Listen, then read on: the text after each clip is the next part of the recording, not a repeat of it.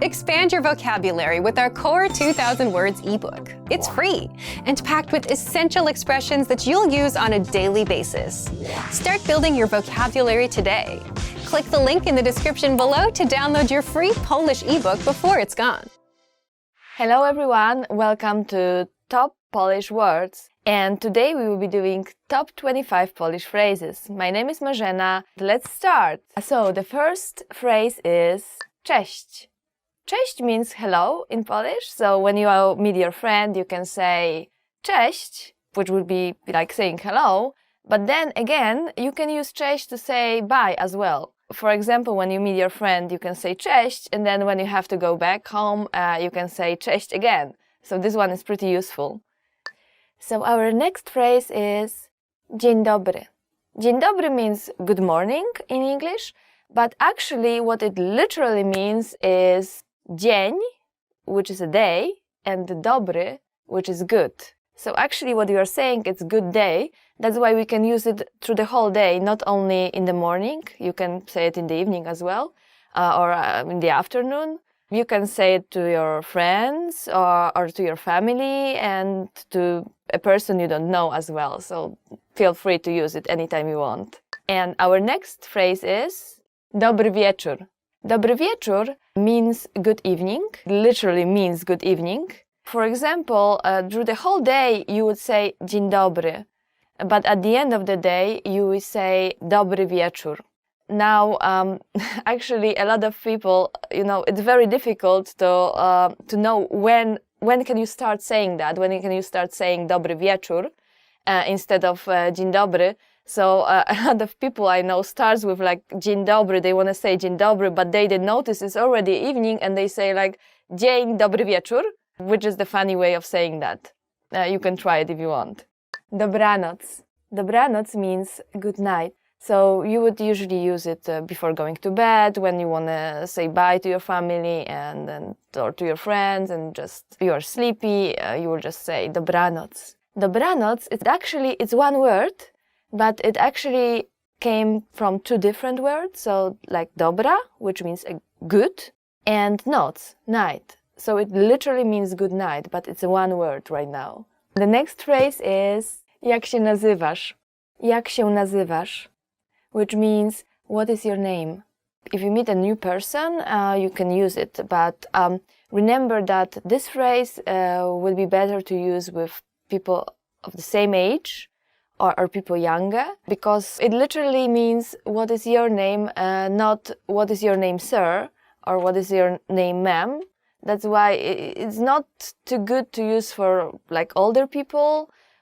It's better to use it for your friends, for people the same age, or for younger people, for children as well. So once again, jak się nazywasz? And the next one is nazywam się. So obviously if you ask jak się nazywasz, what is your name, you have to answer that, and that's nazywam się, which means my name is. For example, nazywam się Marzena. So the next phrase is miło mi ciebie poznać. Miło mi ciebie poznać, which means it's nice to meet you. So obviously when you meet a new person, you ask jak się nazywasz, and you answer nazywam się, like nazywam się Marzena, and then at the end you usually say like it's nice to meet you, and that would be miło mi ciebie poznać. So the next phrase is jak się masz? Jak się masz? Which means how are you? Now, the funny thing is that we don't really ask that a lot in Poland. I mean, we do, but not as often as you do it in English. So when you ask somebody jak się masz, how are you? Be careful, because this person can actually give you the real answer. The next phrase for today is dobrze, dziękuję. A ty?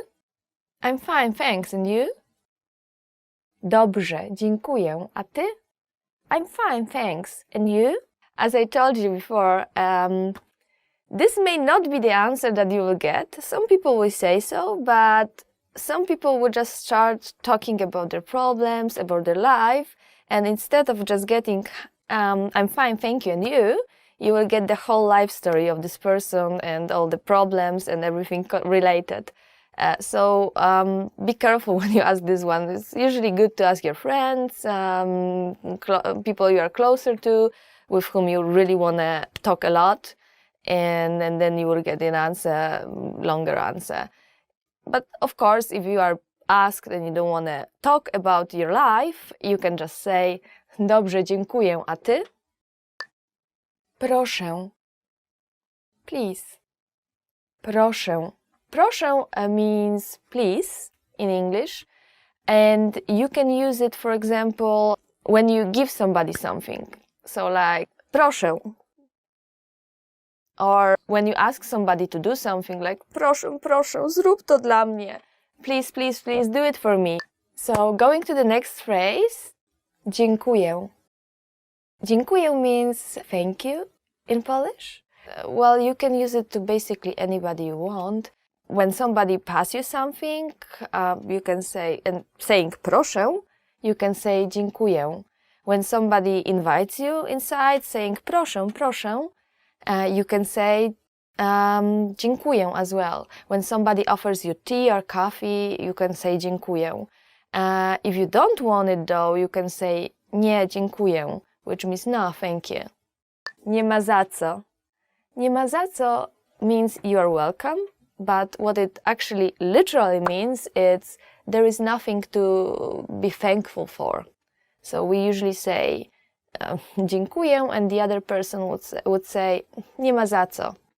The next phrase we have here is tak. Tak means just yes. Whenever you want to say yes, and it's basically the same as in English. So, for example, when you want to use tak, if somebody asks you, do you want a tea or do you want something to drink? And you can say tak. Or you can say, actually adding please, tak, proszę. And when this person passes it to you, you can add dziękuję. The next phrase is nie. Nie means no. For example, if somebody offers you something to drink, if you want it, you can say yes, please, which would be tak, proszę, or tak, poproszę. But if you don't want it, you can say nie, or you can say nie, dziękuję, adding thanks to that. So, do you want something to drink? Nie, dziękuję. And next phrase is dobrze. Dobrze means okay. So, for example, when your friends asks you to go somewhere, or like, do you want to go grab something to eat together? And you can say tak, or you can say dobrze, let's go. Yeah, sure, okay, let's go. Or if they ask you if you want to go together for a trip, you can say yeah, sure, dobrze. Yeah, I want to go. The next phrase is przepraszam. Przepraszam has many different meanings. So it can mean excuse me, but it also can mean I'm sorry. So you would see a lot of Polish people mixing excuse me and I'm sorry in English, because it's actually one word in Polish. So for example, when you stepped on somebody's leg, you can say przepraszam. When you did something wrong, you can say przepraszam. When you want to pass through like crowd of people, you can say przepraszam, przepraszam, and find your way out. If you did something wrong, you can say przepraszam as well. So it's actually a pretty useful one. So it means excuse me, but it means I'm sorry in the same time. Przepraszam. Przepraszam means I'm sorry. Actually, the next phrase is która jest godzina? Która jest godzina means what time is it? If you want to ask somebody, excuse me, what time is it now? You can say przepraszam, która jest godzina? So let's go to the next one.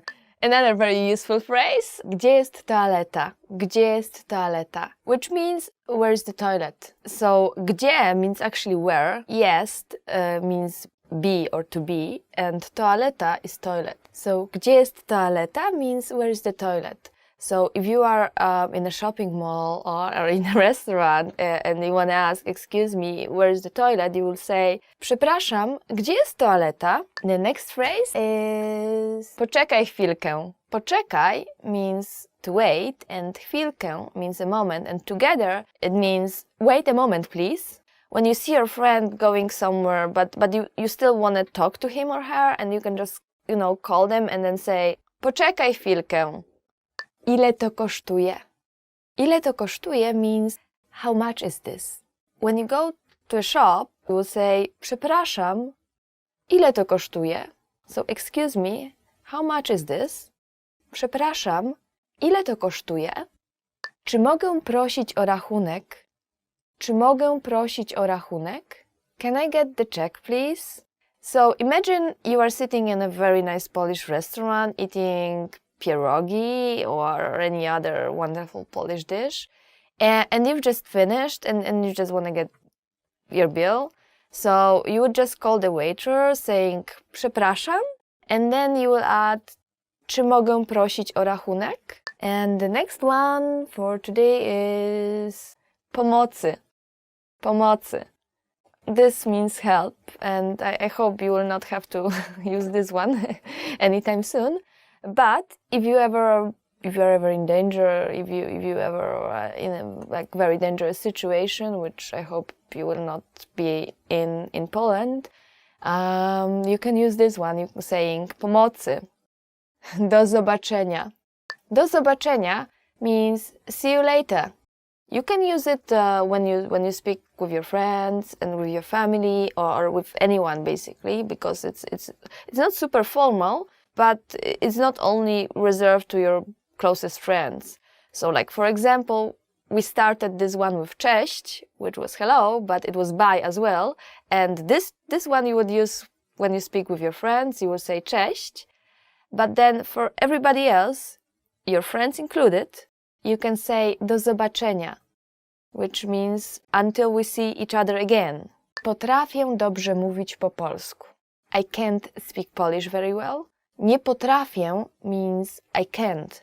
Mówić means to speak, and then po polsku means in Polish. So nie potrafię mówić po polsku, it literally means I can't speak Polish very well, or I can't speak in Polish very well if you wanted a very literal translation. When you start learning the language and you are still not so good, and you meet like people and you want to tell them that your Polish it's not so good, or it's not super good yet, you can use this phrase. Nie potrafię dobrze mówić po polsku. Thank you guys for watching. This was top 25 Polish phrases. And if you like this video, remember to give it a thumb up and leave some comments below. If you have any questions, you can leave it as well. And for more words and phrases, go to polishpod101.com. Thank you and see you again! Want to speak real Polish from your first lesson? Sign up for your free lifetime account at polishpod101.com.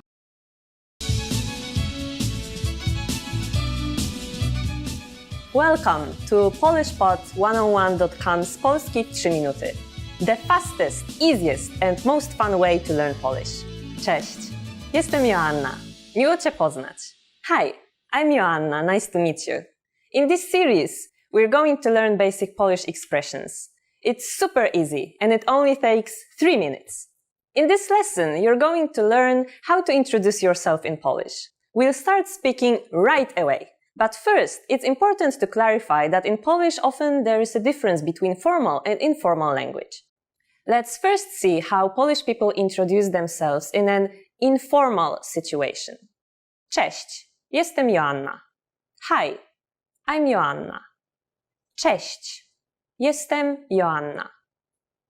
Miło mi Cię poznać means nice to meet you, but Polish people don't really use this phrase. In informal situations, it's better if you just say miło mi. Start by saying cześć, jestem, then say your name. Cześć, jestem Joanna. Finally, if you want, say miło mi. Cześć, jestem Joanna. Miło mi. And now let's see the same sentence in formal speech. Dzień dobry, nazywam się Joanna Suchecka. Miło mi Pana poznać. Good day, my name is Joanna Suchecka. Nice to meet you. Dzień dobry. Nazywam się Joanna Suchecka. Miło mi Pana poznać. This is what you say if you're talking to a man. If you're talking to a woman, say dzień dobry. Nazywam się Joanna Suchecka. Miło mi Panią poznać. Dzień dobry. Nazywam się Joanna Suchecka. Miło mi panią poznać. So, what has changed from the previous introduction? Let's take a close look at these expressions together. Cześć has been substituted with the formal greeting dzień dobry, Polish for good day or good morning. Jestem Joanna also changed. Jestem simply means I am. However, during a formal self-introduction, you should avoid saying this. It's better to say nazywam się Joanna Suchecka, which means my name is Joanna Suchecka. Also, in formal situations, please remember to say your full name. Finally, pay attention to the ending. We went from miło cię poznać to miło mi pana or panią poznać. We changed cię into pana or panią. If you use cię, you're addressing someone around your age. But if you find yourself in a formal situation or talk to a person who's older than you, use pana to address a man or panią to address a woman. One more time. The informal way to introduce yourself in Polish is cześć. Jestem Joanna. Miło mi. The formal way to introduce yourself is dzień dobry. Nazywam się Joanna Suchecka. Miło mi pana poznać. Or dzień dobry. Nazywam się Joanna Suchecka. Miło mi panią poznać. Now it's time for Joanna's insights. If you feel confused about the nice to meet you part, feel free to skip it. As I mentioned before, Polish people don't use it much. When you introduce yourself, it's a good habit to shake hands. It doesn't matter whether you're meeting a man or a woman. Do the handshake. Remember to make it quite firm. If your hand is too loose, it gives the other person a bad impression. We also say it feels like holding a dead fish. That's it for this lesson. Do you know how we say thank you in Polish? You'll learn how to say this and much more in the next lesson. Do zobaczenia! Hello everybody, my name is Marzena and welcome to Polish Top Words. Today we will learn 10 questions you should know in Polish. So let's start.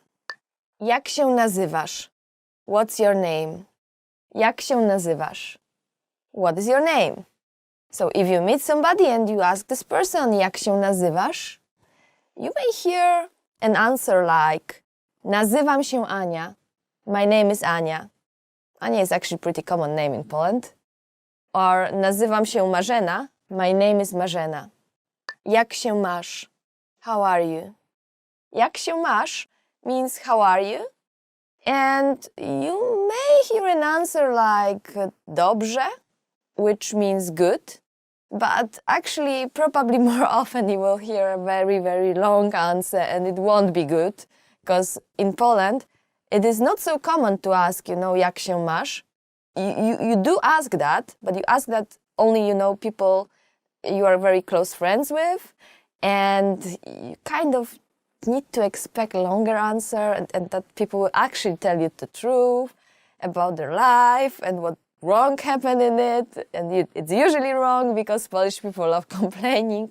So be careful with this one. If you don't have time for a longer talk, just don't ask it. Skąd jesteś? Where are you from? Skąd jesteś? Where are you from? So you may hear this question if somebody notices that you are not from Poland. And for example, if you are from America, you can answer z Ameryki, from America. So basically you just put z and then the country. Kiedy masz urodziny? When is your birthday? And if you make new friends, you may hear a question like kiedy masz urodziny? Which means when is your birthday? And a good answer for that would be just giving, the month and day. You don't have to answer in a whole sentence. So you can say, for example, 8 lutego. 8 lutego, which is February 8th. This is actually my birthday. Gdzie mieszkasz? Where do you live? Another question you may hear is gdzie mieszkasz? Gdzie mieszkasz? Gdzie mieszkasz means where do you live? And when you can answer like in details, telling the street, saying the street and everything else, or you can just, say mieszkam w Krakowie, which means I live in Krakow. Gdzie pracujesz? Where do you work? Another question you may hear in Poland is gdzie pracujesz? Where do you work? And it can be about the place or it can be about the company. So, for example, if you don't want to say the company or you are like, reluctant, you just want to say, okay, I work in Krakow, you say pracuję w Krakowie. If you want to say the company, on the other hand, you can just say pracuję w and change Krakow, to the name of a company. Jaki jest twój numer telefonu? What's your phone number? If somebody likes you really much, then they may ask about your phone number, saying, jaki jest twój numer telefonu? What is your phone number? So you can answer that saying, mój numer telefonu to 693 408 896, which means my number is 693 408 896. Just notice that in Polish we usually break it into like groups of 3, and we say not 693, we say 693, which is 693. Gdzie się nauczyłeś polskiego? Where did you learn Polish? Now, because studying Polish it's not so common and you don't actually learn it at school in a lot of countries, you may hear a question, gdzie nauczyłeś się polskiego? Where did you learn Polish? Well, you can answer, for example, w szkole językowej, which means in language school. Czy lubisz polskie jedzenie? Do you like Polish food?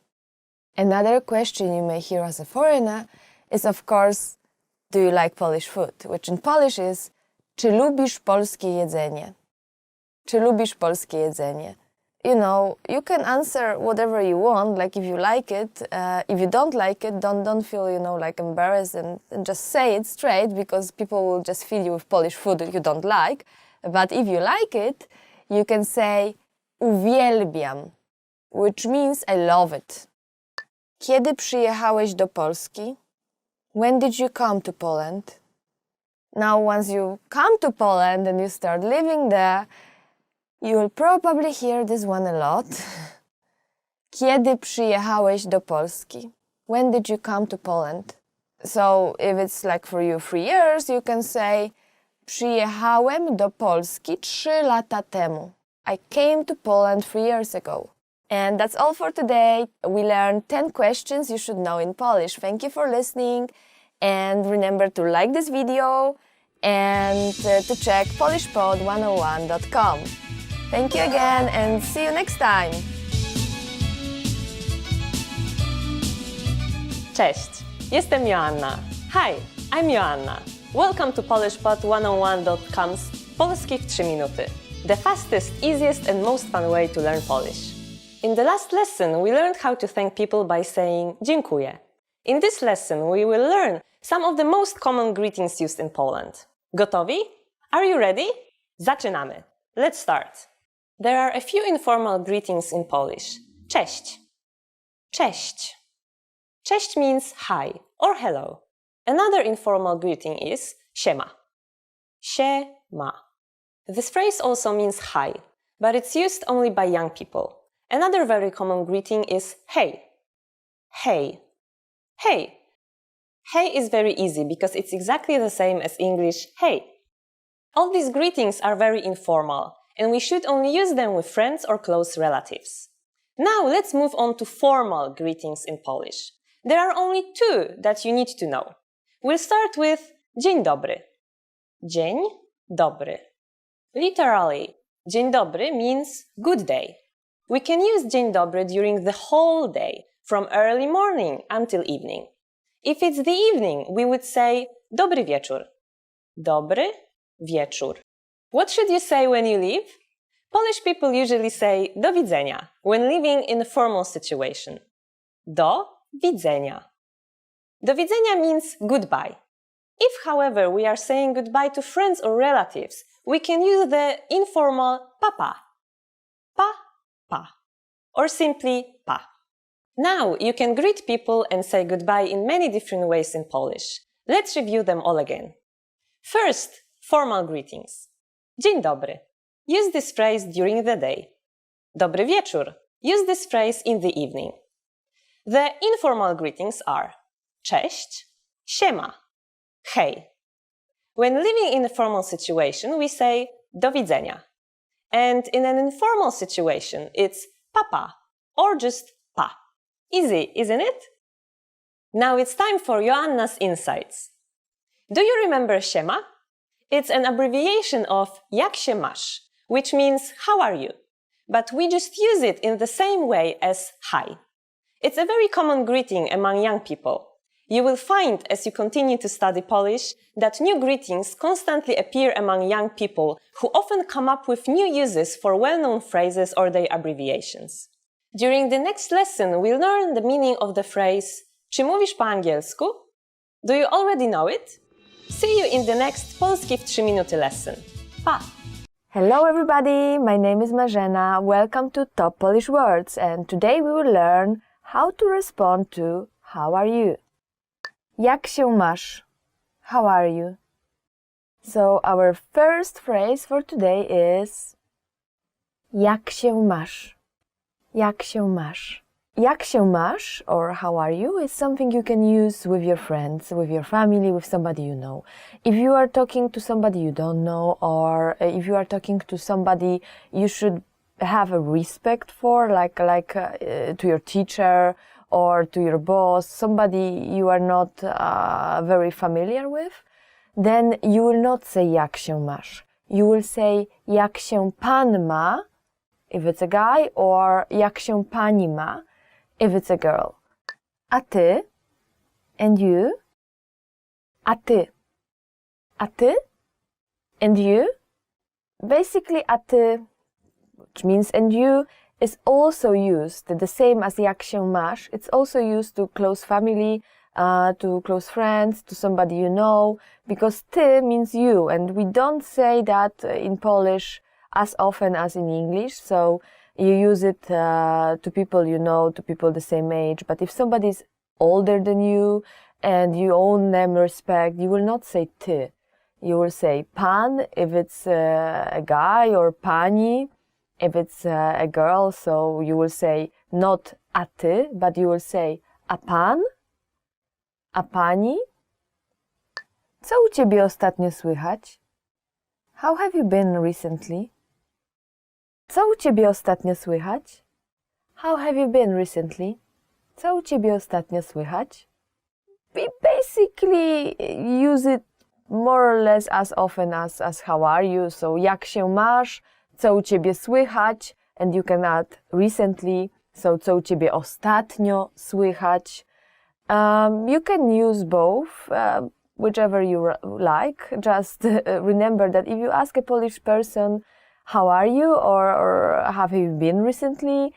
Jak się masz? Co u ciebie słychać? Co u ciebie ostatnio słychać?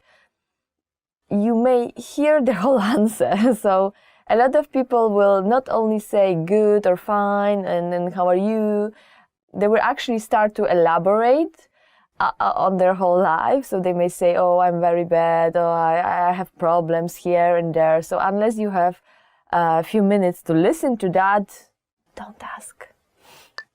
W porządku. I'm fine. Now, how can you answer questions like that? So you can say w porządku. W porządku. Which means I'm fine. If you don't want to talk about it, you just say w porządku. I'm fine. Nie jest źle.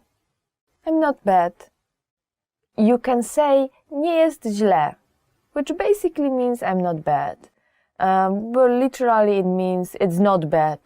So if you don't want to say that, well, I'm great, because you are not great, but you are like just fine, you can say nie jest źle, nie jest źle. U mnie też dobrze.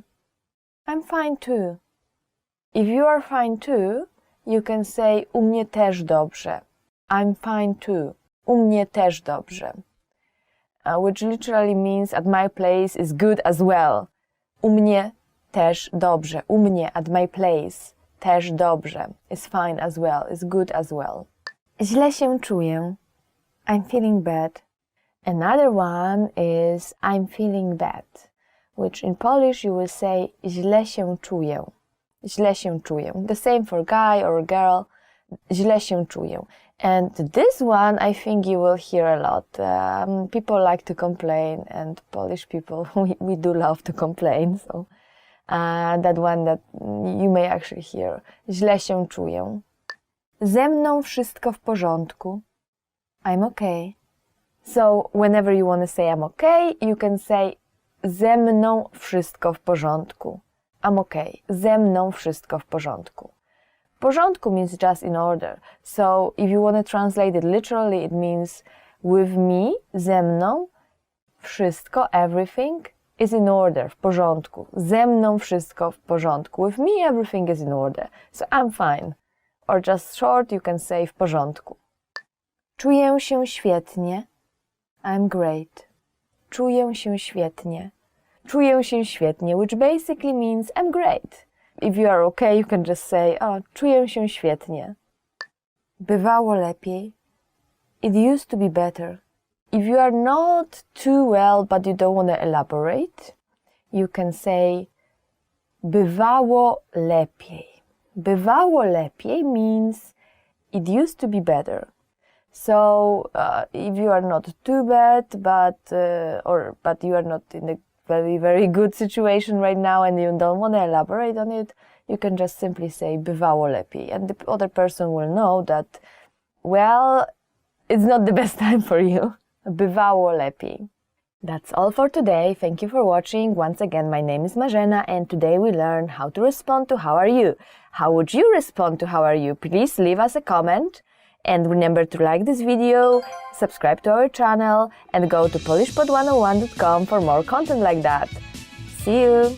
Want to speak real Polish from your first lesson? Sign up for your free lifetime account at polishpod101.com. Cześć, jestem Joanna. Hi, I'm Joanna. Welcome to polishpod101.com's Polski w 3 minuty. The fastest, easiest, and most fun way to learn Polish. In the last lesson, we learned the most common forms of greetings in Poland. Do you remember them? In this lesson, we're going to learn a very useful phrase. Do you speak English? If you find yourself in a situation where you need assistance in English, this phrase can be a lifesaver. And because you're asking it in Polish, you can be sure that everyone will understand what you are saying, even if their answer is no. Here's an informal way to say it. Czy mówisz po angielsku? Czy mówisz po angielsku? Czy is a particle which has no meaning. It's similar to the English do. In Polish, verbs change depending on the pronoun that is used. Since you can understand what the pronoun is by looking at the verb conjugation, we usually skip the pronoun itself. That's why there's no pronoun after czy. Next, we've got the verb mówisz, which means speak. Then there's po, which we always have to put right before a language name. And finally, angielsku, which means English. We're now going to make this sentence formal.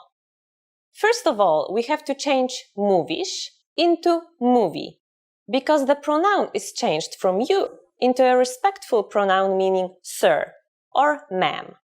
Then we add pan, which means sir, or pani, which means ma'am.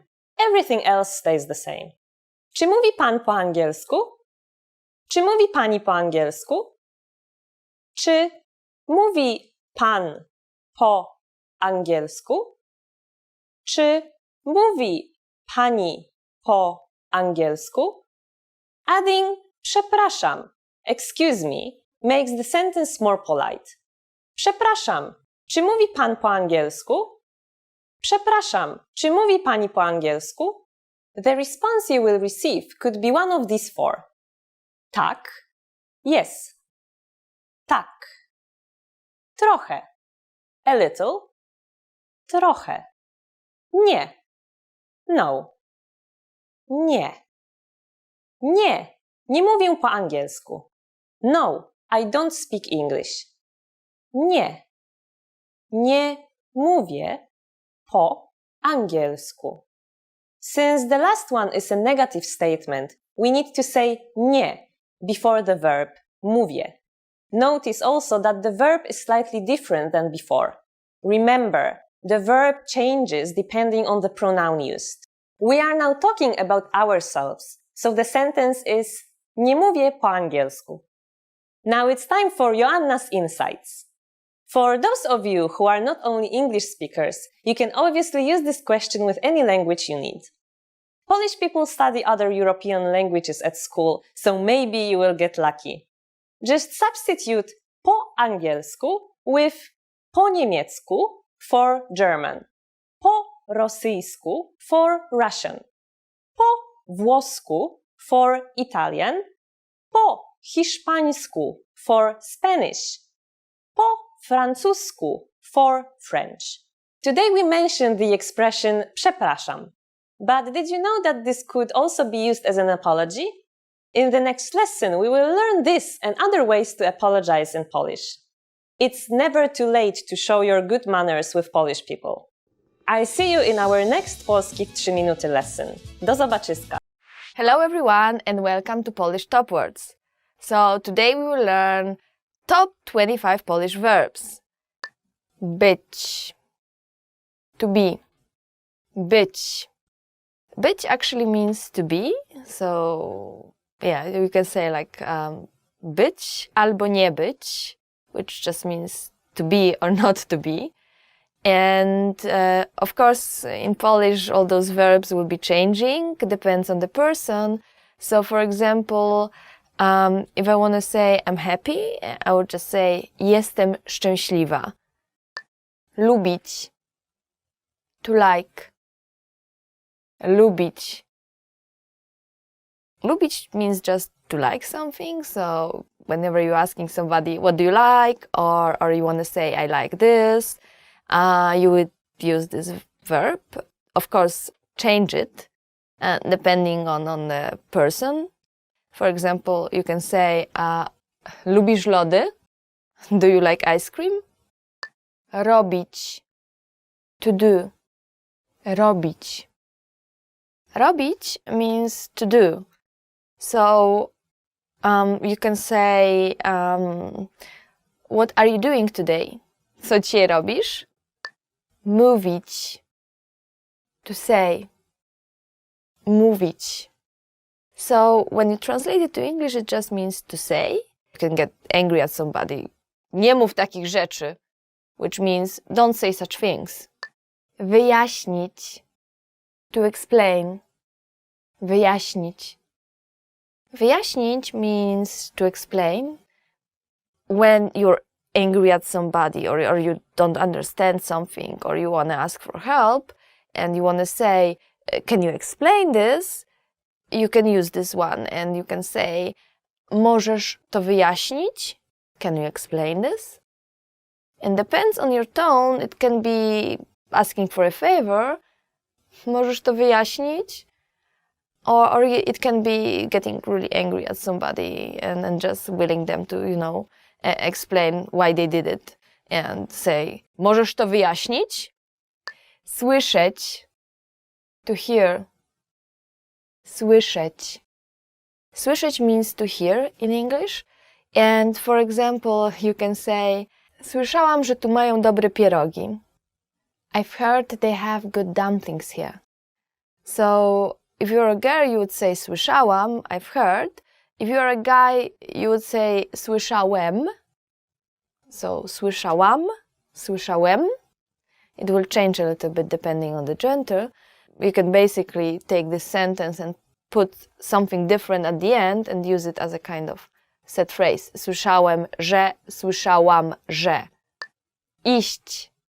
To go. Iść. Iść means to go. So when you want to ask your friend, where are you going? You can say, gdzie idziesz? Wiedzieć. To know. Wiedzieć.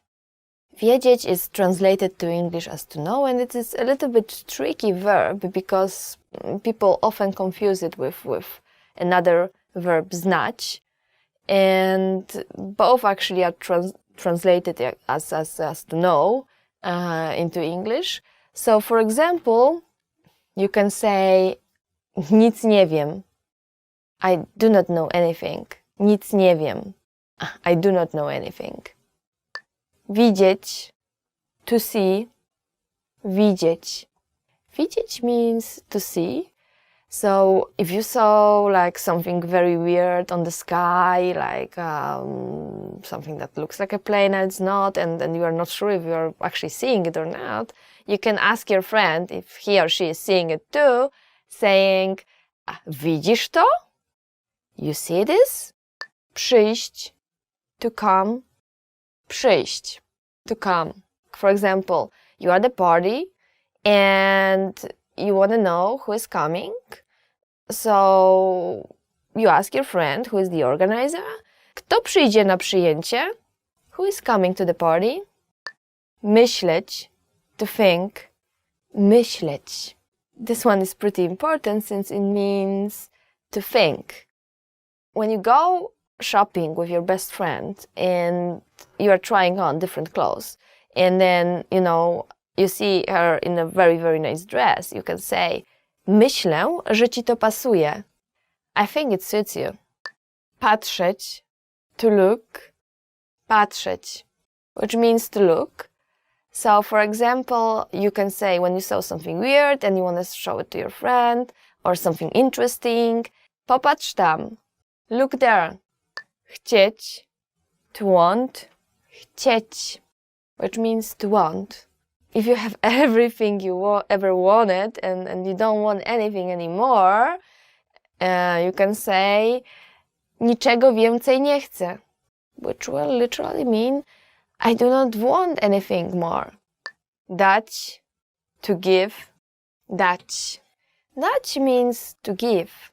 So when you go out and you meet this nice guy or cute girl and you want to ask them for their email address, you'd ask them using dać. Dasz mi swój email? Will you give me your email address? Używać, to use. Używać. Używać means to use. When you see this thing that you've never used before and you want to say, okay, can you help me because I've never used it, you can say nigdy tego nie używałem, means I've never used it before. Or nigdy tego nie używałam. If you are a guy, you would say używałem. If you are a girl, you would say używałam. Znaleźć, to find. Znaleźć. Znaleźć means to find. Imagine your friend brought you a nice dress and which you are going to wear at a party, but you don't really like it. It doesn't suit you well and you want to ask her to find you something better. So you can say, może uda się znaleźć coś lepszego, which means maybe we can find something better. Wychodzić, to go out. Wychodzić. Wychodzić means to go out. It's actually a verb that consists of two parts, which are written together. So wy means like outside, and chodzić means like to walk. So wychodzić means to walk outside, which is just go out. For example, let's imagine you live with your friend and she is going out somewhere and you want to ask her what time are you going out. You can say, o której wychodzisz? Zapytać, to ask. Zapytać. Zapytać means to ask. Sometimes when you want to ask for something which is very difficult to ask for, and, just to be nice, you want to say like, can I ask you something? In Polish you can say, czy mogę cię o coś zapytać? Or you can even ask, excuse me, can I ask you something? Przepraszam, czy mogę cię o coś zapytać? Pracować, to work. Pracować. Pracować is an interesting word. It actually means to work. So you can use it when you want to say, I have never worked in such a company. Nigdy nie pracowałam w takiej firmie. Or if you're a guy, you would say, nigdy nie pracowałem w takiej firmie. Wejść, to enter. Wejść. Wejść means to enter or to come in. Well, when your friend visits you and you want to just say, please come in, please, or just, you can say, wejdź proszę, which means literally come in, please. Czuć, to feel. Czuć, to feel. This one can be pretty useful if you want to say that you do not feel well today and you want to skip work or skip your classes or just cancel some appointment. You can say, źle się dzisiaj czuję, which means I'm feeling bad today. Próbować, to try. Próbować. Próbować means to try. Let's say your friend is visiting and you made this wonderful food, amazing dishes, and you want him or her to try it. You can invite them saying, spróbuj to, which means try it. Zostawić, to leave. Zostawić. Zostawić means to leave. When you are angry or irritated and you don't want people to talk to you and just leave me alone, please, you can say, zostaw mnie w spokoju. Zostaw mnie w spokoju. Which means leave me alone. Zadzwonić, to call. Zadzwonić. So, zadzwonić means to call. And let's say somebody calls you and you cannot really talk right now, so you want to say, okay, I will call you back later. You just say, zadzwonię potem. I will call later.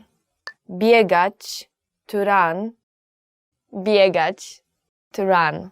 If you are not one of those sporty person and you don't really like running, or running is totally not your thing, and you want to say, friends invite you, but you are like, sorry, that's not really my cup of tea, and you want to say, sorry, I don't like running, you can say, nie lubię biegać. Nie lubię, or just say, lubię. And that's all for today. Thank you for watching Top 25 Polish Verbs. If you like this video, please give it a thumbs up and leave your comments. And for more videos and more vocabulary, go to polishpod101.com. Thank you again and see you next time! Cześć, jestem Joanna. Hi, I'm Joanna. Welcome to polishpod101.com's Polski w 3 minuty.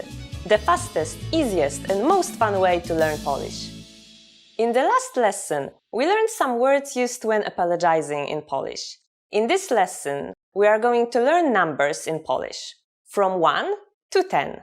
And you are going to learn them in only 3 minutes. 3 minuty. Let's start. 1. 1. 2. 2. 3. 3. 4. 4. 5. 5.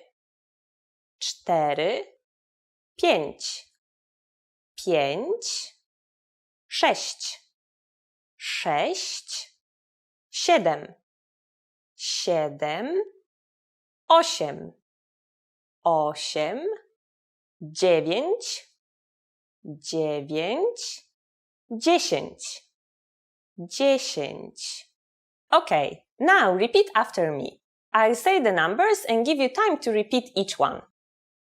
1. 2. 3. 4. 5. 6. 7. 8. 9. 10. Great job! What is before 1? Do you know? It's the same as in English, but with a different pronunciation. 0. 0. Now you don't have any more excuses. You can give your friends your phone number in Polish. Let's try together. We will use the phrase mój numer to, which means my number is. Mój numer to. Mój numer to 602 849 020. Can you read it by yourself? 602 849 020. 0. Perfect. Now it's time for Joanna's insights. In Poland, we use numbers the most often when we go shopping, especially when we ask about prices, which you will also learn soon. We also buy many things per kilogram. All vegetables and many fruits are not sold individually, but per kilogram. Also cheese, meat and sausages. So if you go to a grocery store or supermarket, you would ask the clerk for example, 1 kilogram of minced meat, 500 grams of cheese, or 2 kilograms of onions. Do you know the Polish word for 100? In the next lesson, we are going to learn the numbers from 11 to 100 in Polish. Your task now is to practice the numbers we studied in this lesson, from 1 to 10. Powodzenia! Good luck! Hello everyone, my name is Marzena. Welcome to Top Polish Words. Today we will learn 20 travel phrases you should know. So here we go. Czy mógłbym dostać mapę? Could I get a map? So imagine you are in a new place and you go to the information center and you want a map. So you will ask, can I get a map? And in Polish you will ask, czy mógłbym dostać mapę? Czy mógłbym dostać mapę? Czy mógłbym dostać mapę? Could I get a map? Or if you are a girl, you will ask, czy mogłabym dostać mapę? Czy mogłabym dostać mapę? Again, could I get a map?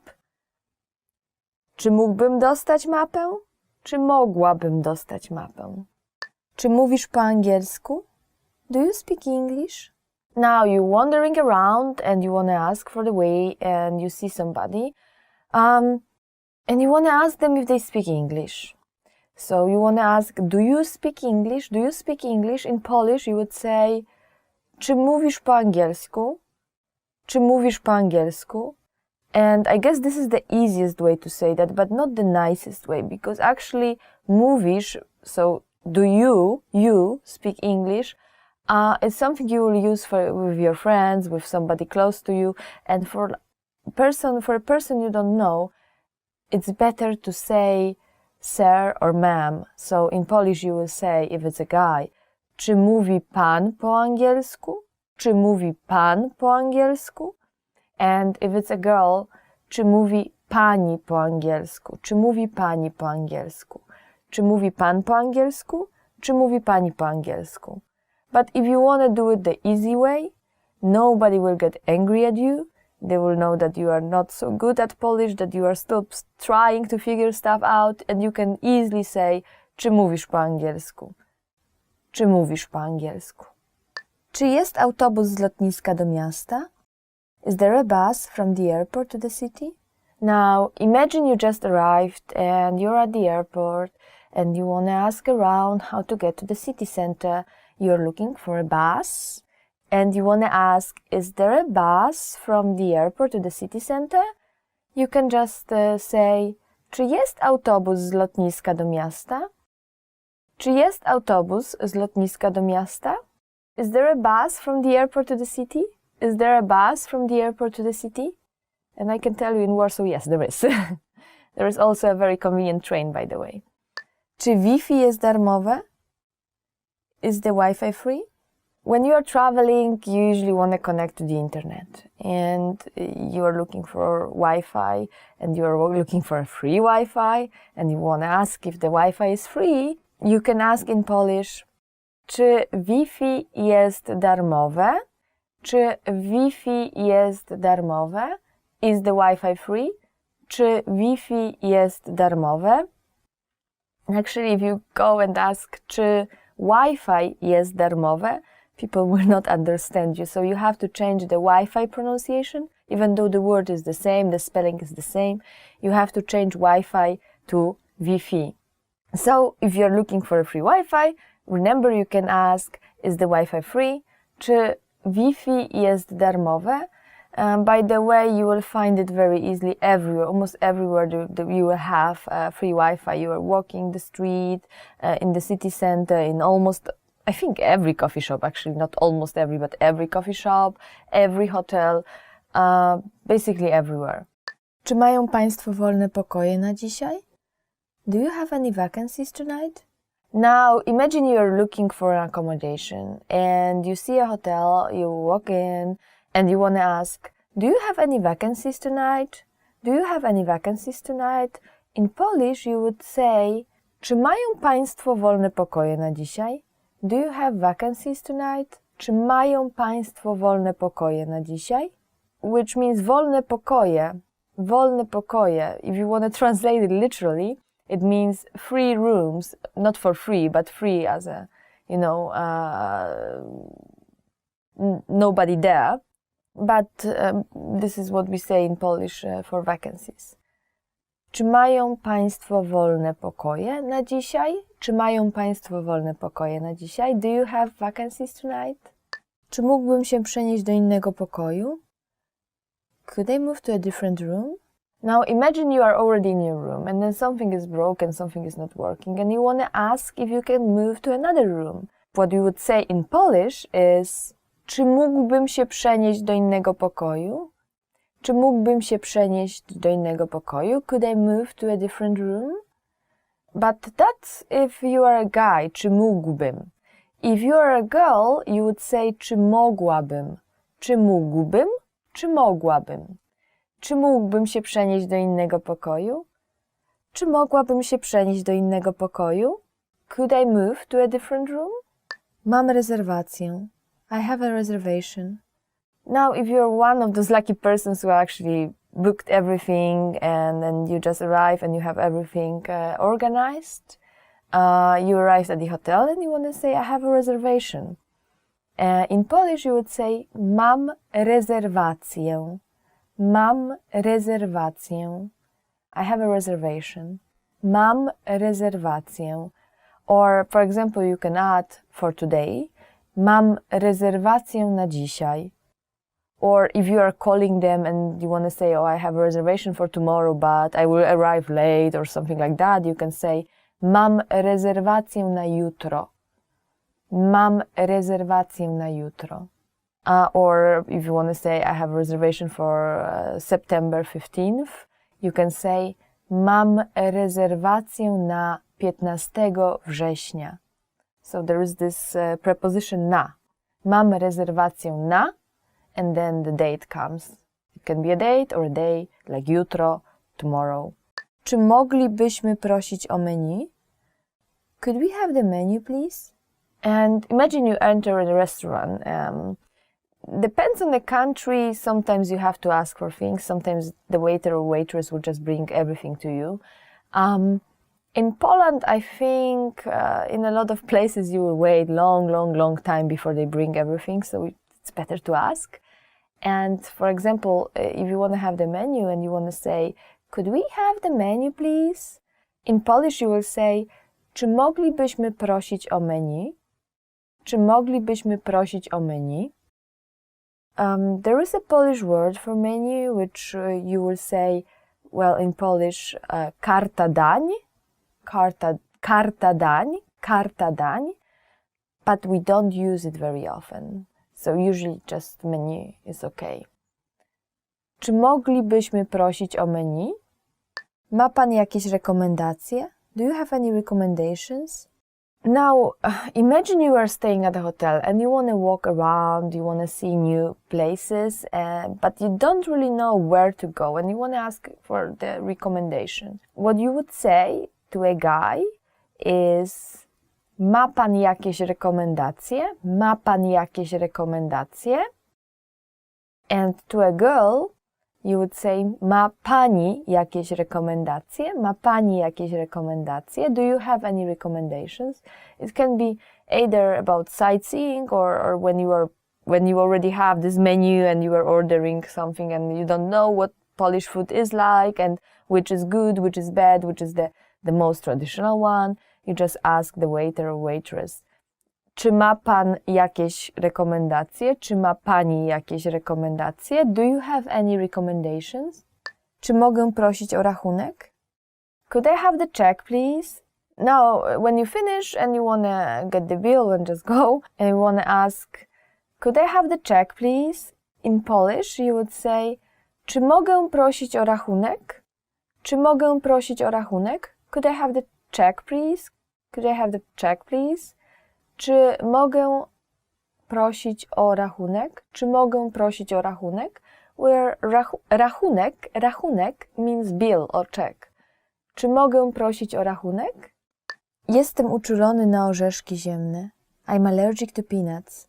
Now, when you have some allergies, it's very important to tell your waiter or waitress that you have them, because sometimes they can prepare a dish that can actually be very dangerous for you. So if you want to say I'm allergic to peanuts, you will say jestem uczulony na orzeszki ziemne.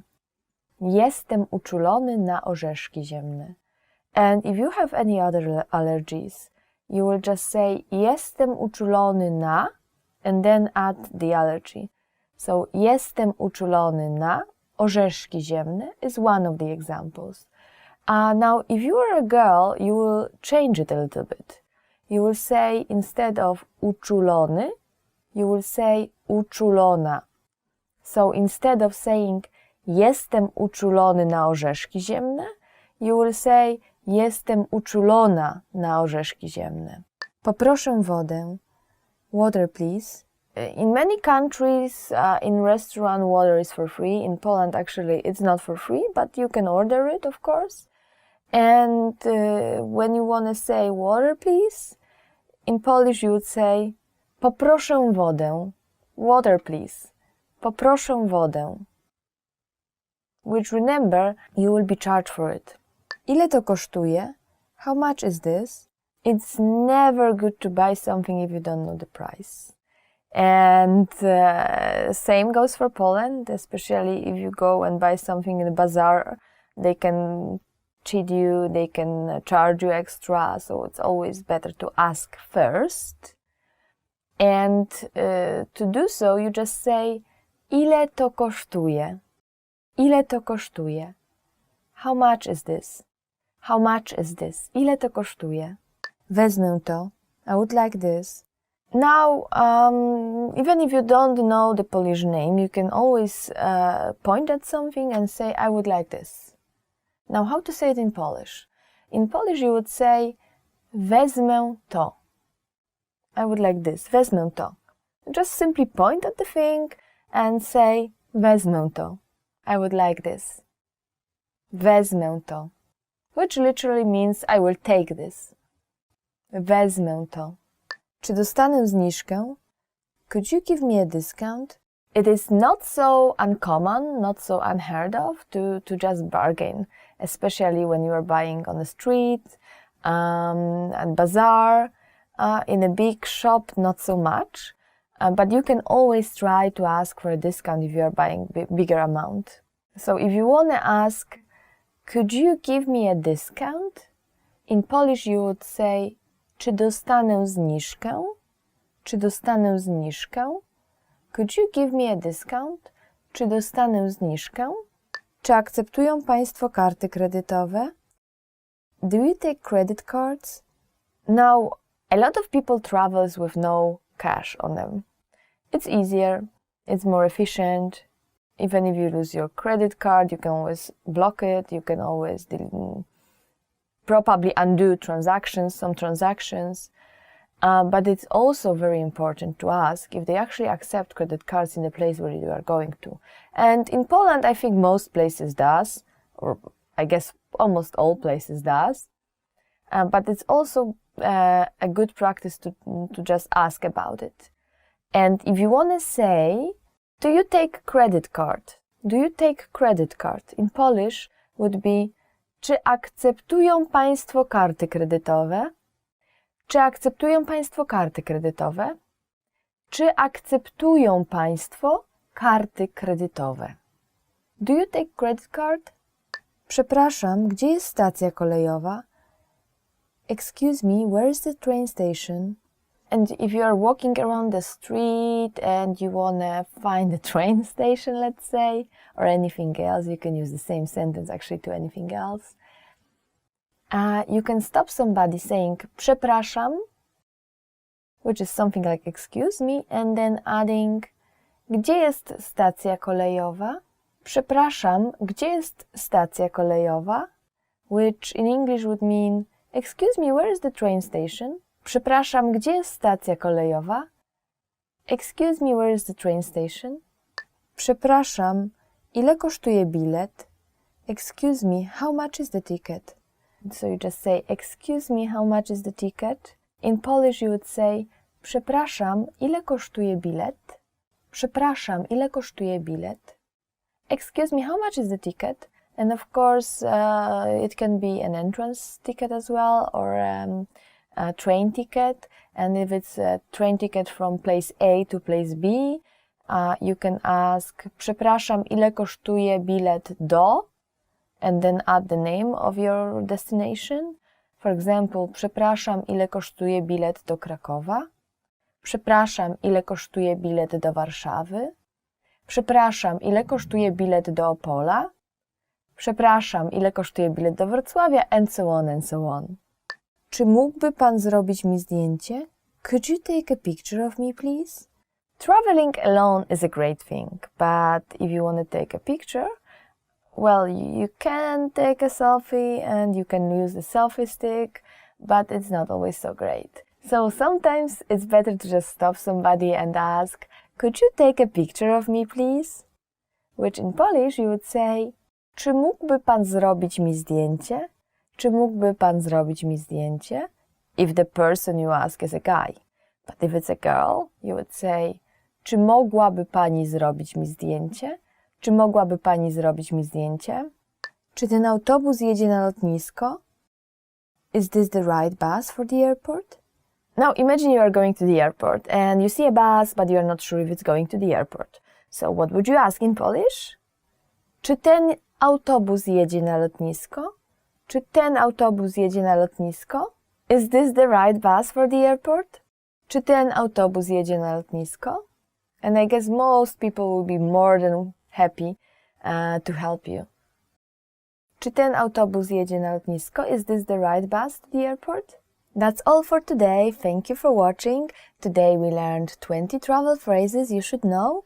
Are there any other travel phrases you want to know? Please leave us a comment. Remember to like this video, subscribe to our channel, and go to polishpod101.com for more content like that. Thank you again and see ya! Want to speak real Polish from your first lesson? Sign up for your free lifetime account at polishpod101.com.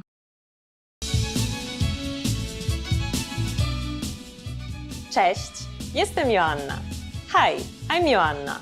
Welcome to polishpod101.com's Polski w 3 minuty, the fastest, easiest and most fun way to learn Polish.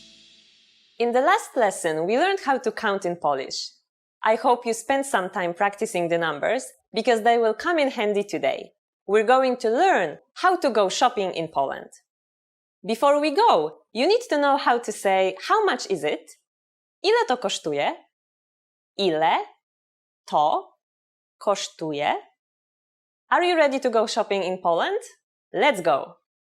You see something you like and want to ask the shop clerk how much it costs.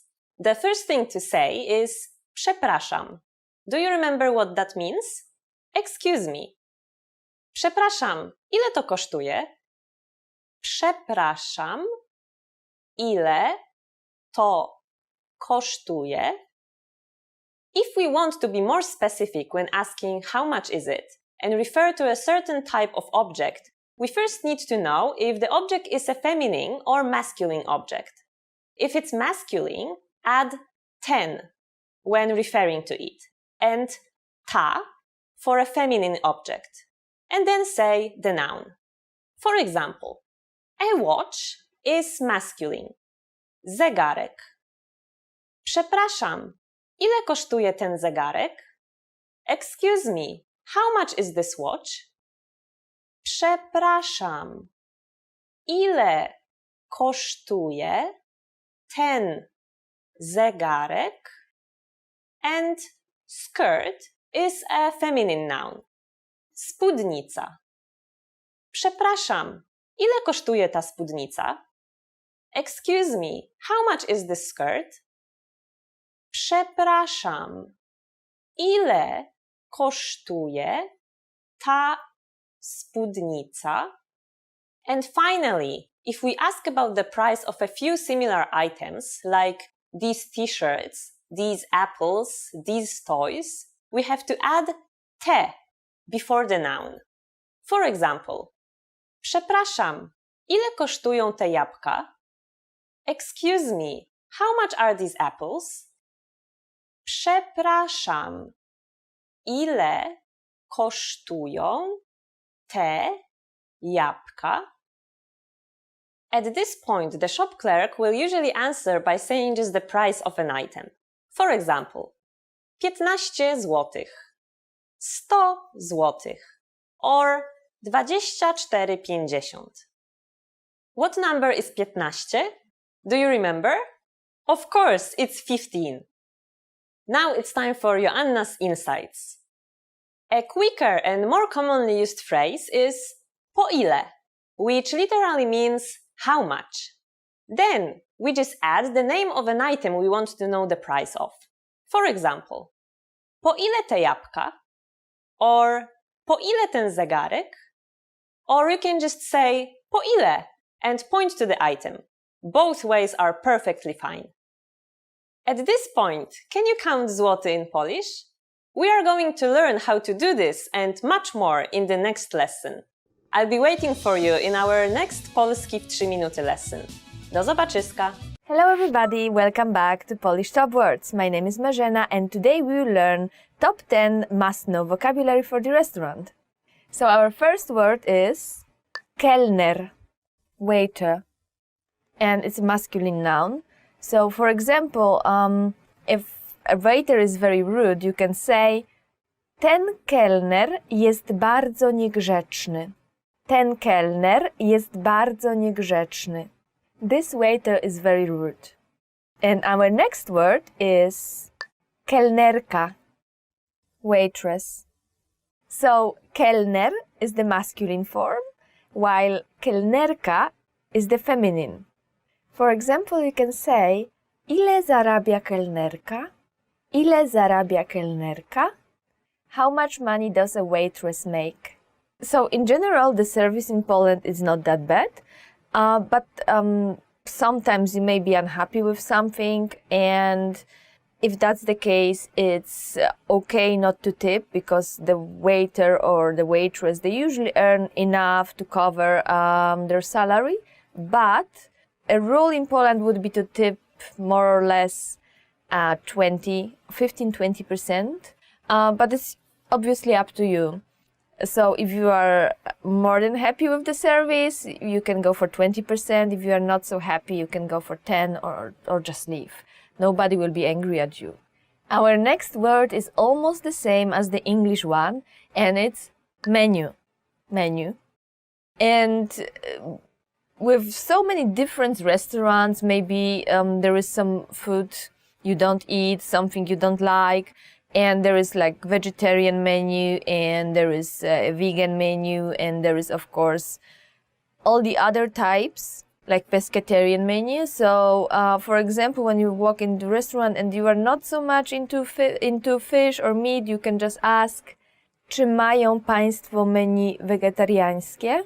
Do you have a vegetarian menu? And surprisingly, even though Polish cuisine is so heavy on meat, we do have plenty, and I mean plenty, vegetarian restaurants all over, spread all over the Poland, but especially in Warsaw. Warsaw is being known as European capital of vegetarian food and vegan food. And of course, one of the very important words when you are in the restaurant is zamówienie, order.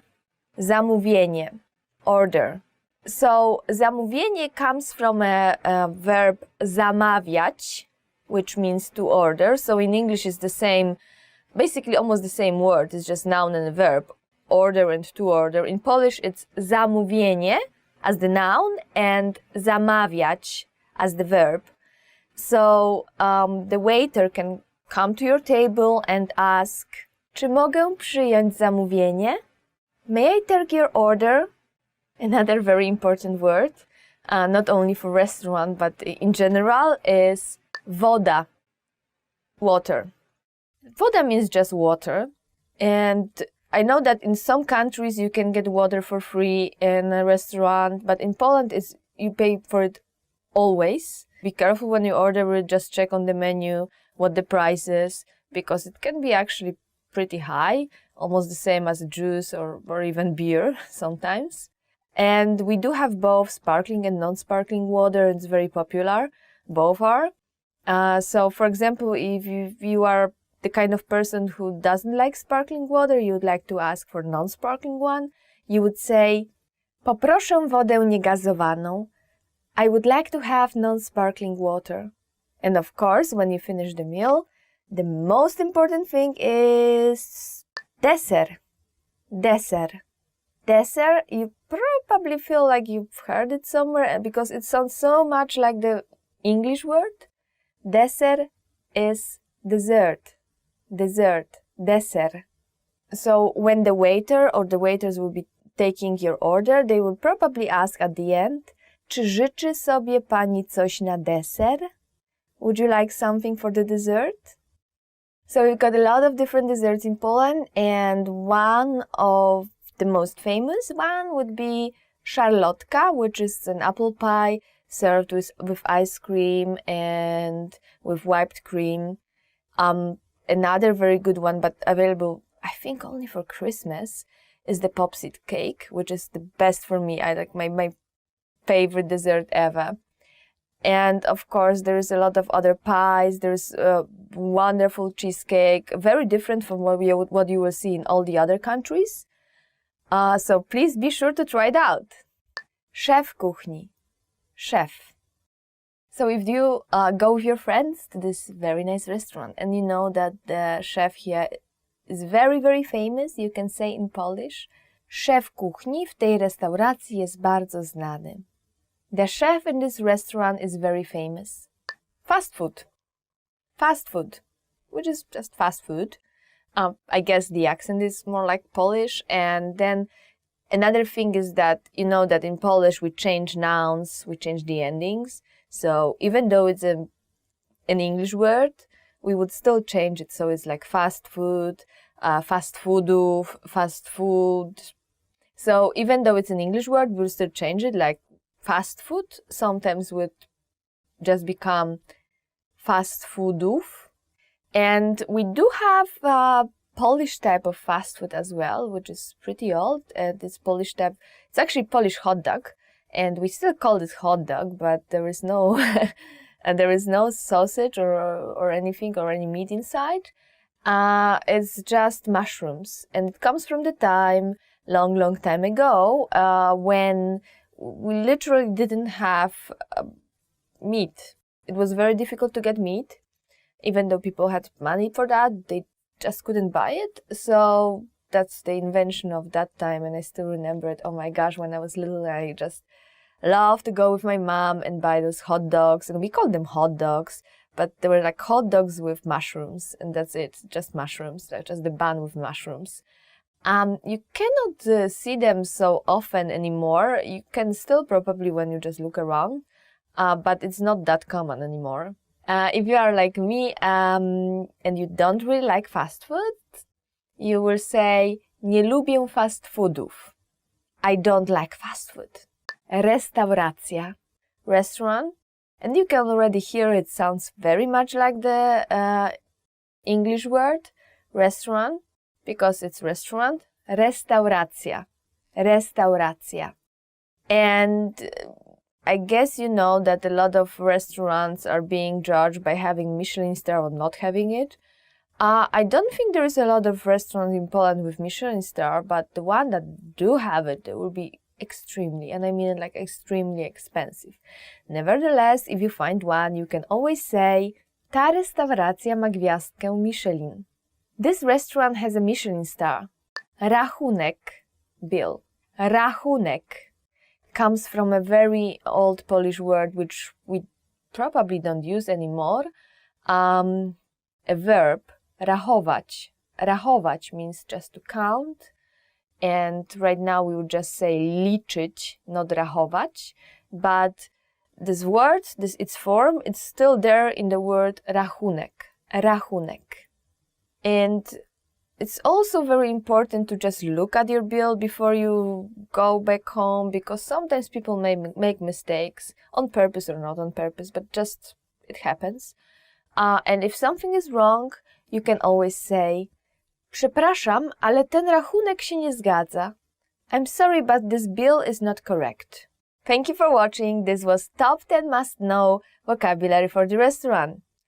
Be sure to like this video and please tell us in comments what kind of Polish food do you like. And if you want more content like this, please go to polishpod101.com. See you! Hello everybody, my name is Marzena. Welcome to Top Polish Words. Today we will learn top 10 ways to prepare your travel. Okay, so here we go. Wybrać miejsce. Wybrać miejsce. To choose your destination. So one of the most important is wybrać miejsce. Wybrać miejsce means to choose your destination. Wybrać means to choose, and miejsce literally it means place, but of course here we mean like the place where you are going to. So wybrać miejsce altogether means to choose your destination, and for example you can say wybrałeś już miejsce na kolejne wakacje? Wybrałeś już miejsce na kolejne wakacje? Have you already chosen your next holiday destination? Wybrałeś już miejsce na następne wakacje? And of course it's Poland, and of course it's Krakow, Wrocław. I highly recommend Wrocław to you. So it's a wonderful city, and you can drink amazing beer at the city center. And there is also this Wrocław Tower, very big skyscraper. And it's like the only skyscraper there, which is very funny. And you can sleep for a pretty cheap money in a penthouse at the 46th floor. So be sure to try it out when you're in Poland. Kupić poradnik. Kupić poradnik. To buy a guidebook. Next very important thing is kupić przewodnik. Kupić przewodnik, well, kupić means to buy, and przewodnik can mean a guide as a person, but we are not buying a person here. Or it can mean przewodnik as in guidebook, and that's the przewodnik we are talking about. So kupić przewodnik means to buy a guidebook. Once again, kupić przewodnik. Kupić przewodnik, to buy a guidebook. And I guess nowadays you will buy a digital guidebook, which is just easier to walk around. But it's a very good way to prepare for your trip, and a very good way to research as well. I know that we have internet and all the things on the internet, which is amazing, but still a guidebook is better prepared. So you can say to your travel buddy, kupisz przewodnik? Kupisz przewodnik? Will you buy a guidebook? So we can plan, we can start preparing, we can start planning. And kupisz przewodnik, and will you share it with me? Zaoszczędzić pieniądze. Zaoszczędzić pieniądze. To save money. Our next step is a very important one, and it's zaoszczędzić pieniądze. Zaoszczędzić pieniądze. Well, zaoszczędzić means to save, and pieniądze is money. So zaoszczędzić pieniądze altogether gives us to save money. And of course it's a very important step, not only for traveling, but many other things. For example, you can say, musimy zacząć oszczędzać pieniądze. We need to start saving money. Musimy zacząć oszczędzać pieniądze. And you probably noticed that I'm saying zaoszczędzić, and here I'm saying oszczędzać. There is this za part missing from the beginning. And that's okay, because zaoszczędzić is already a perfective form, while zacząć oszczędzać is the imperfective one. So it's not finished. It's not a finished action. But it's the same verb. Zarezerwować lot. Zarezerwować lot. To book a flight. Another important step is, of course, zarezerwować lot. Zarezerwować means to book. To book something. You can book a table, you can book a room, but here we are talking about something different. We are talking about lot, and lot means flight, a flight. So, zarezerwować lot means to book a flight. So, for example, if you already booked your flight, you can say zarezerwowałam lot do Paryża. Well, this time we are talking about Paris, but of course we want to talk about Warsaw as well. So, if you already booked your flight, you can say zarezerwowałam lot do Krakowa. Zarezerwowałam lot do Krakowa. I booked a flight to Krakow. Zarezerwowałam lot do Krakowa. And actually zarezerwowałam is an ending for a girl. So if you're a guy, you don't want to say zarezerwowałam. You want to say zarezerwowałem. So the very ending changes from łam to łem. Łam, łem. Girl, guy. Łam, łem. Zarezerwowałam, zarezerwowałem. Podliczyć koszty. Podliczyć koszty. To research the costs. Another important phrase is podliczyć koszty.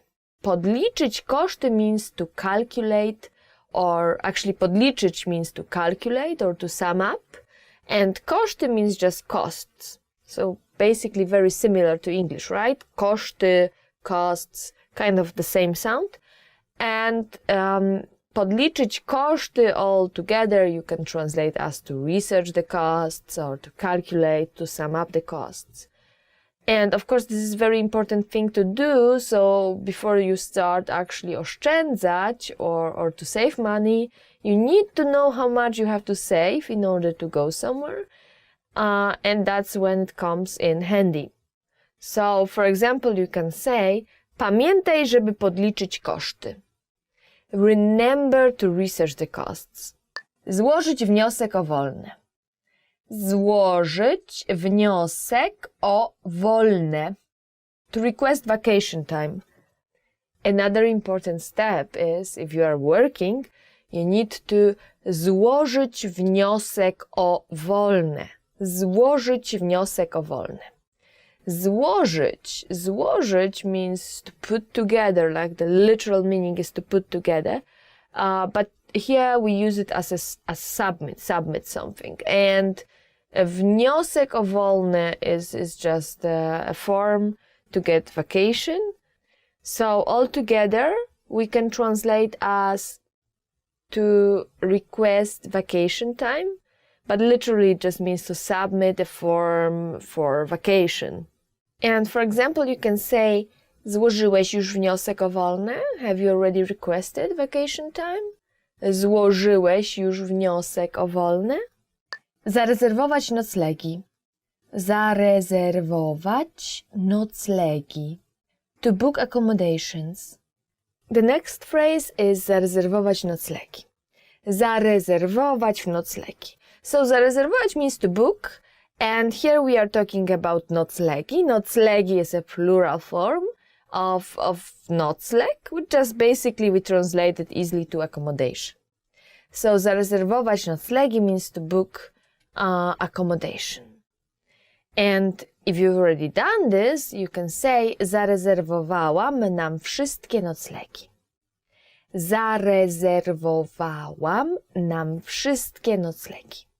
I have booked our accommodations. Zarezerwowałam nam wszystkie noclegi. And actually the same here. Well, zarezerwowałam is for girls, so that's a feminine form.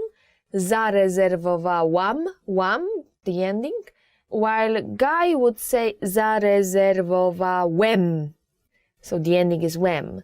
Zarezerwowałam, feminine, and zarezerwowałem, masculine. So choose your form. Choose the one to use. And I guess, you've got a wide range of different types of accommodation in Poland. You can choose a very cheap hostel, which we basically call the same hostel, or you can choose hotel. You can go for Airbnb or any kind of this stuff, like the kind of blah blah blah again. So you can go for hotel or hostel or Airbnb kind of accommodation. And usually, I guess, the accommodation is not that expensive in Poland, although it depends on the season. And surprisingly enough, for Warsaw, the middle of summer is not high season. So if you want to like visit Warsaw or even Krakow, the middle of summer, it should be on the lower season part, because people are going to the sea or to the mountains, just taking a break from big cities. So it's maybe the good time to go to big cities as well. Uzyskać międzynarodowe prawo jazdy. Uzyskać międzynarodowe prawo jazdy. To obtain an international driving license.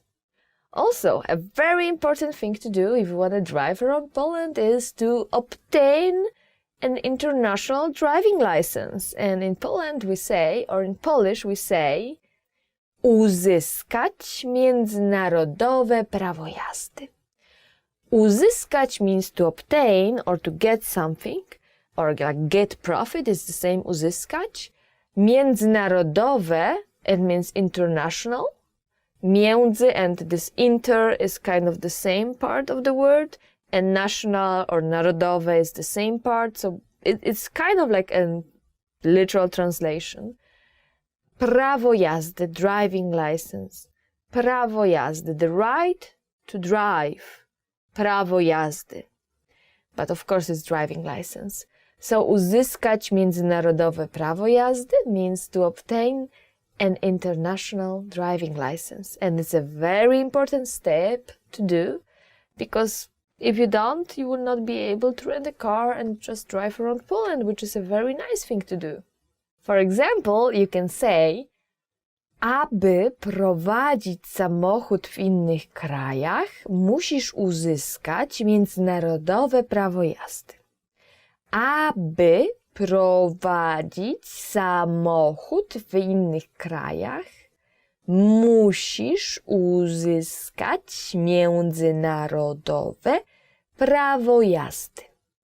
That was long, but it literally means, or actually it means, aby prowadzić samochód w innych krajach, należy uzyskać międzynarodowe prawo jazdy. Aby prowadzić samochód w innych krajach, należy uzyskać międzynarodowe prawo jazdy.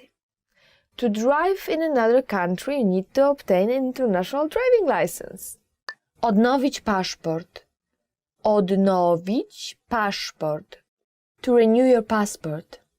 Okay, this is something really not to forget, and that's odnowić paszport. Odnowić means to renew, and paszport is passport. And please, please, please don't forget that, because I personally once did forget, or actually my boyfriend did. So we were almost going to Philippines, and I was like almost going to Philippines. We were at the airport, and they were checking our passports, and they are looking at his passport, and it says only 3 more months valid, and to go to Philippines you need 6 months, which was basically like, well, you clearly can go, but he can't, and I was so furious. So please don't forget to do that. That's like the stupidest thing you can do. So one thing you can say is, muszę sobie odnowić paszport. I need to renew my passport. Muszę sobie odnowić paszport. Spakować się. Spakować się. To pack. Now, when you're almost going, you've got your ticket, you've got your passport, you've got your accommodations. Another thing you can do, or you have to do, is spakować się. Spakować się as a reflexive verb, and it means to pack yourself. Well, actually, it literally means to pack yourself, so we can say to pack as well. And for example, in a sentence, you can use it like this. Spakowałeś się już? Have you already packed? Spakowałeś się już? Thank you for watching. This was Top Polish Words, and today we learned top 10 ways to prepare your travel. So please remember to like this video and subscribe to our channel. Go to polishpod101.com for more videos like this, and please let us know in comments what are your ways to prepare to travel. Thank you again and see you next time! Want to speed up your language learning? Take your very first lesson with us. You'll start speaking in minutes and master real conversations. Sign up for your free lifetime account. Just click the link in the description.